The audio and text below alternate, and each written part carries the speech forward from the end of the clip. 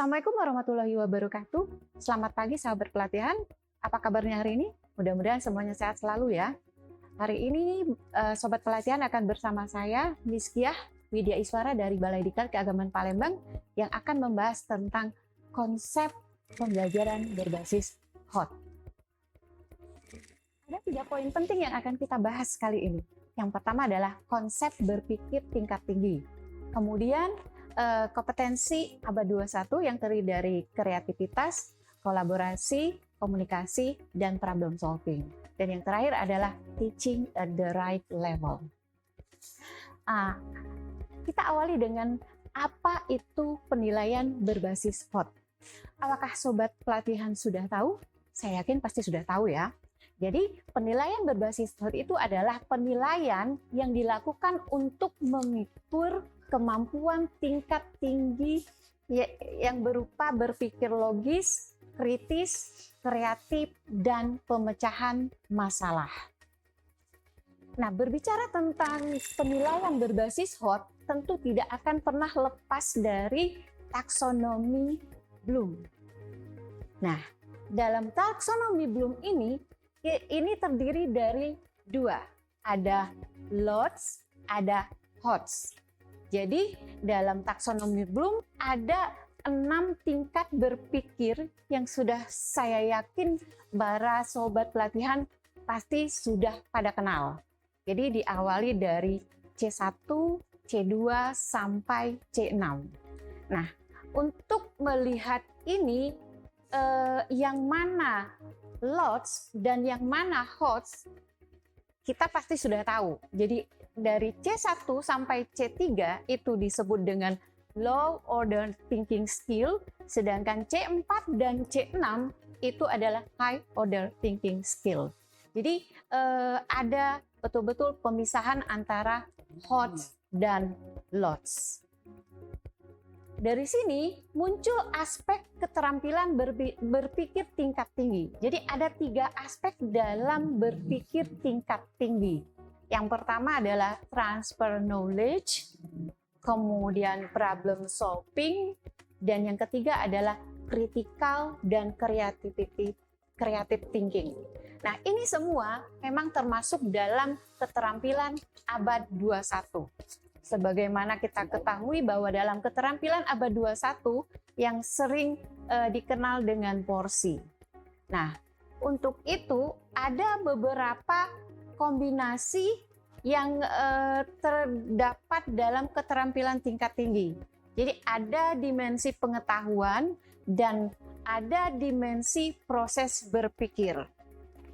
Dalam dimensi pengetahuan itu terdiri dari faktual, konseptual, prosedural, dan metakognitif. Sedangkan dalam dimensi proses berpikir, seperti yang sudah kita bahas tadi ya, dari C1 sampai C6. Nah, dari kombinasi ini, kita bisa melihat bahwasanya dari keempat dimensi pengetahuan dan dari proses berpikir itu dari C1 sampai C6 itu masuk pada LOTS ya, area LOTS. Sedangkan untuk dimensi pengetahuan yang terdiri dari konseptual, prosedural, dan metakognitif serta dari dimensi proses berpikir C4 sampai C6 itu masuk pada area LOTS. Jadi terdapat irisan yang jelas yang mana masuk area LOTS dan yang mana masuk area HOTS.